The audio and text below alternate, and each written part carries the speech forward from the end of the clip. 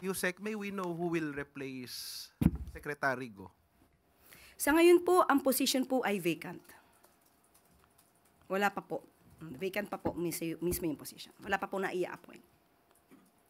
Next question mula kay Maricel Halili, TV5. Kung wala pong SAP, how will it affect the system or especially the sector of finance economy? Since si Secretary Go naman po ay i-assign na secretary sa Department of Finance, hindi naman po magiging kawalan dahil nanggaling naman po siya sa nasabing ahensya at ito po ay mapagtutulong-tulungan. Ma'am, paglilinaw lamang po, did the President ask ES and DBM Secretary to resign or did they voluntarily file their resignation? Voluntarily filed their resignations.